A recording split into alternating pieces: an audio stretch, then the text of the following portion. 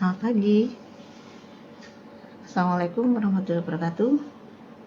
Hari ini kita lanjutkan untuk materi produksi benih jagung. Kalau kemarin kita bicara tentang gulma yang dapat mempengaruhi tingkat produksi benih, hari ini kita akan berbicara tentang hama pada penyakit jagung yang juga akan mempengaruhi produksi benih jagung.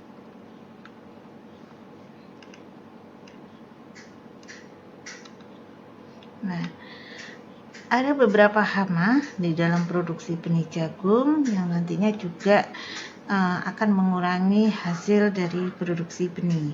Di antaranya yaitu ulat geraya. Nah, ulat geraya ini gejalanya biasanya larvanya kecil. Nah, dia merusak bagian daun, kemudian dia makan pinggiran daun. Kalau memang jumlahnya besar, maka dia sangat mempengaruhi produksi karena daun itu tempat fotosintesis, sehingga jika tanaman jagung itu nanti sudah diserang oleh ulat geraya, maka dia tidak bisa melakukan kegiatan fotosintesis. Biasanya ulat geraya ini menyerang pada saat jagung masih umur muda, ya. Serangan larva yang masih kecil itu dapat merusak daun dan menyerang secara serentak berkelompok. Jadi biasanya dia banyakkan bareng-bareng, ya, jadi tidak sendirian. Dan itu bisa meninggalkan sisa-sisa. Nah, ulat ini biasanya muncul di pertanaman setelah 11-30 hari setelah tanam. Jadi memang masih sangat muda daunnya.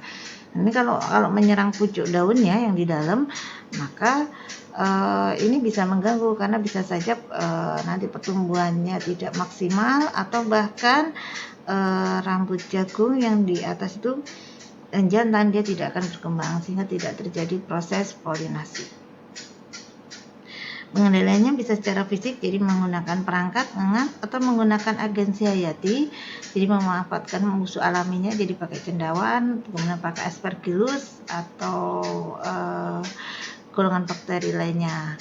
Nah, secara kimiawi bisa dilakukan semprot, atau saudara bisa pakai apa sih yang namanya ungu itu, Nah, itu bisa ditaruh di tengah-tengahnya, itu tengah-tengah tanaman jagung, ya.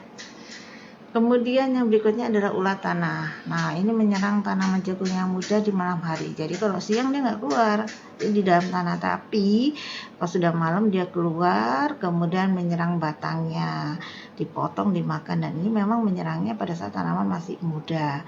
Pengendaliannya menggunakan insektisida biologi ataupun dengan insektisida dusban, ya. Nah, ini kemudian yang berikutnya adalah ulat daun. Gejalanya biasanya menyerang daun di sini, ya.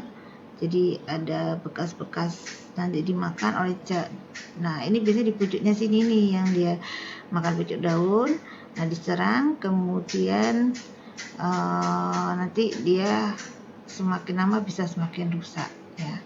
Pencegahannya dapat dilakukan dengan cara penyemprotan insektisida, atau kalau misalnya itu bisa dikendalikan dengan penyemprotan insektisida polidol. Kemudian berikutnya adalah lalat bibit. Lalat bibit ini biasanya menyerang, ini ada bekas gigitan pada daun, pucuk daun, dan akhirnya tanaman jagung akan mati. Pada umumnya kelembapan yang tinggi sangat mendukung spesies ini untuk berkembang. Nah, jika kondisinya kering, telurnya akan gagal menetas. Makanya tanaman jagung itu tidak untuk diairi lembab, begitu tidak, ya. Nah, jika tanaman mampu bertahan setelah serangan, maka pertumbuhan tanaman akan menjadi kerdil biasanya, ya. Jadi karena memang banyak larvanya yang juga membuat terowongan hingga dasar batang, sehingga mati, ya. Nah, pengendaliannya bisa pengendalian hayati, kultur teknis, atau menggunakan varietas resisten, ya. Jadi galur jagung yang memang dia resisten terhadap lalat bibit, kemudian dengan cara kimiawi. Nah, berikutnya adalah ulat tongkol. Ulat tongkol ini biasanya karena imago betinanya itu meletakkan telur pada rambut jagung. Jadi larvanya pertama diletakkan di rambut jagung, kemudian nanti dia menetas dalam 3 hari. Setelah itu dia akan menginvasi masuk ke dalam tongkol jagung yang masih muda itu. Dia akan membuat terowongan di dalamnya. Nah, biasanya serangannya muncul 45-56 hari setelah tanam. Jadi jagung masih sangat muda sekali, di mana tongkol jagungnya masih bisa untuk dilobangin oleh ulat-ulat tongkol tersebut. Nah, ini biasanya memiliki bekas gigitan dan adanya terowongan pada tongkol jagungnya. Nah, pada lubang-lubang bekas gigitan hama ini terdapat kotoran yang berasal dari hama itu sendiri, ya. Oke. Nah, ulat tongkol dikendalikan dengan kultur teknis, jadi seperti ini, bisa juga seperti ini ya, masuk gini. Nah, biasanya kultur teknis atau dengan pengendalian hayati atau dengan kimiawi. Yang berikutnya adalah hama penggerek daun dan penggerek batang. Nah, hama penggerek daun dan penggerek batang ini biasanya kalau masih muda, gejala ulatnya masih terlihat garis putih bekas gigitan. Jika sudah mencapai fase dewasa, dia akan memakan batang dan patah. Makanya disebut dengan penggerek daun dan penggerek batang. Ya, pengendaliannya biasanya dapat dilakukan dengan melakukan penyemprotan menggunakan insektisida yang sesuai dengan dosis yang dianjurkan. Kemudian membersihkan gulma di sekitar tanaman. Tanaman yang diserang harus segera dihilangkan dan melakukan penyemprotan menggunakan insektisida. Nah, ini adalah gambarnya ya. Jadi ini kalau digerek batang dan daunnya seperti ini ya. Seperti ini. Ini kotoran yang dihasilkan. Nah, lama-lama nanti dia akan mati. Ini adalah larvanya. Imagonya ya, sob. Nih, gambar penggerek batang, dia di dalam batang jagungnya ya. Oke. Kemudian belalang. Nah, jenis belalang sering menyerang jagung adalah Osyka sinensis dan Locusta sp.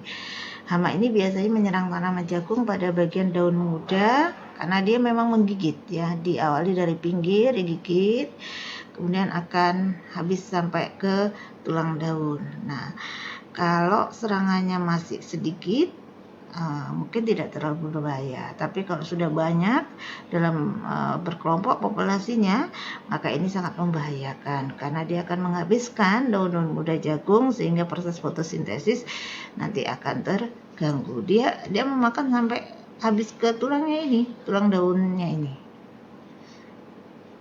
Pengendaliannya biasanya dilakukan dengan cara melepas predator alami, yaitu berupa burung atau laba-laba, atau secara kimiawi disemprot, atau dalam keadaan populasi tinggi itu biasanya digunakan insektisida yang efektif dan diizinkan dalam aplikasinya.